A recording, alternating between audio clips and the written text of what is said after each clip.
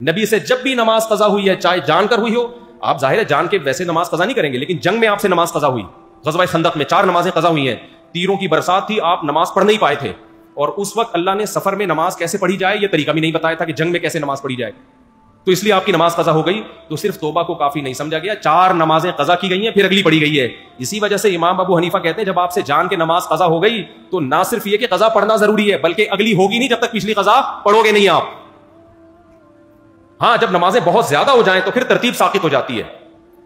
اچھا یہ لوگ ایک دلیل اور دیتے ہیں، بھائی جب اتنی ساری نمازیں آپ کے ذمے آ گئیں، 10 سال کی نمازیں، 20 سال کی نمازیں، تو ان کے وہ صرف توبہ سے معاف ہوں گی، قضا پڑھنا ضروری نہیں ہے، اور اس کی دلیل وہ یہ دیتے ہیں کہ ما جعل علیکم فی الدین من حرج، اللہ نے دین میں تنگی نہیں رکھی ہے۔ 20 سال کی نمازیں پڑھنا ٹینشن کا کام ہے یا نہیں ہے؟ تو اللہ تو کہہ رہے دین میں ٹینشن نہیں ہے۔ اس کا جواب یہ میرے بھائی کہ ہم اگر یہ کہہ رہے ہوتے ہیں نا 10 سال کی نمازیں ایک دن میں کمپلیٹ کر لے پھر ٹینشن ہوتی، علماء تو کہتے ہیں 10 سال کی نمازیں 10 سال میں کمپلیٹ کر لو میرے بھائی۔ اس کی مثال ہے آپ پہ 1 کروڑ کا قرضہ آ گیا، آپ نے کہا تھا منگل کو دوں گا، اب آپ دے نہیں رہے، تو جج کہتا ہے قسطوں میں دے دے بھائی۔ جج یہ تھوڑی کہے گا کہ معاف، کیونکہ قرضہ زیادہ ہے لہذا معاف۔ جج کہے گا جتنی گنجائش ہے سورس آف انکم دکھاؤ اور اپنے ایکسپینسز دکھاؤ، اتنا بچ رہا ہے نا، یہ جو بچ رہا ہے نا یہ منتھلی ماہانہ کر کے دے دو۔ پوری دنیا میں لا یہی ہے کہ قسطیں باندھی جاتی ہے، معاف نہیں کیا جاتا۔ معاف جب ہی ہوگا جب صاحب حق معاف کر دے، تو جب اللہ کہہ دے کہ میں نے نماز ساقط کر دی ہے تو ہم کہیں گے بھائی نماز ساقط ہو گئی ہے، لیکن اب تک کی رپورٹ کے مطابق اللہ نے ایسا کچھ کہا نہیں ہے، نہ اللہ نے کہا ہے نہ اللہ کے نبی نے کہا ہے۔ تو حرج جب ہوتا جب علماء یہ کہتے کہ ایک ہی دن میں ساری نمازیں پڑھی جائیں گی، ایک دن میں نہیں، 10 سال کی نمازیں آپ کتنے دن میں پڑھیں؟ 10 سال میں پڑھیں، ہر نماز کے ساتھ ایک قضا کر لیں۔ سمجھتے ہو کہ نہیں سمجھتے ہو؟ چلو بھائی اگلا سوال۔ اچھا میرے ہاتھ میں گزارش ہے کہ ایک بندے کو بیماری کی وجہ سے ختنہ کرانے سے روکا گیا تو اس کی کمائی کا کیا حکم ہے؟ ہاں بھائی ختنے کا کمائی سے کوئی تعلق نہیں ہے۔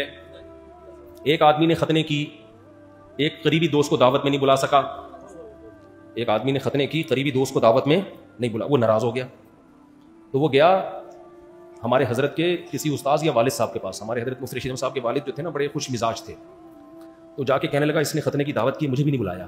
حضرت کے والد نے فرمایا اتنی سی بوٹی تھی کس کس کو کھلاتا میرے بھائی، اتنی سی بوٹی تھی کس کس کو کھلاتا، شکر کر نہیں بلایا۔ جی جی شادی کے لیے دعا۔ اچھا میرے بھائی جس کے ذمہ قضا نمازیں ہوں اور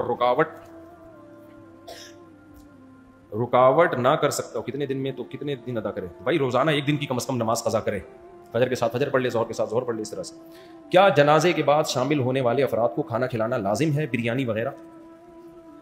دیکھو ایک تو میت کے نام پہ کھانا ہوتا ہے وہ تو ٹھیک نہیں ہے، لیکن بعض دفعہ یہ ہوتا ہے کہ رشتہ دار دور سے آتے ہیں تو بھوک کا ٹائم ہوتا ہے، وہ جنازہ دفنا کے آتے ہیں، ان کا پیٹ کمر سے چپکا ہوا ہوتا ہے، تو ان کو کھانا کھلانے میں کوئی حرج نہیں ہے۔ اگر ان کو بھی نہیں کھلائیں گے تو 2-4 جنازے اور لیٹے ہوئے ہوں گے، کیونکہ ہم خود بھوکتے ہوئے ہیں۔ ہمارے ایک ریلیٹیو کا انتقال ہوا، ہم گئے کراچی سے ملیر لانڈھی، وہ بھوک سے حالت خراب ہوئی ہوئی تھی، دفنا کے آئے ہیں تو بھائی خود لگنے لگا کہ اب اگلا نمبر کس کا ہے؟ ہمارا ہے۔ تو کسی پڑوسی نے کھانا لگا دیا، ہم نے کہا اس کو اتنی دعائیں دی کہ اللہ تیرا بھلا کرے۔ تو ایسی ضرورت میں اگر کوئی کھانا کھلا رہا ہے تو میت کے اہل کھانا نہ کھلائیں، کیونکہ حدیث میں ہے کہ خود ان کو کھلاؤ، یہ غم میں ہے، لیکن اڑوس پڑوس کو چاہیے کہ جو مہمان آئے ہوئے ہیں دور سے اور کھانے کا ٹائم بھی ہو چکا ہے، بعض دفعہ ٹائم ہی نہیں ہوتا کھانے کا، پھر ضرورت نہیں ہے، کھانے کا ٹائم بھی ہے، دور سے آئے ہوئے ہیں تو ان کو بھوک لگ رہی ہے تو ان کو کھلانے میں کوئی حرج نہیں ہے، تو وہ والا کھانا نہیں کہلائے گا جس کو میت کا کھانا کہتے ہیں، تو ضرورت کی وجہ سے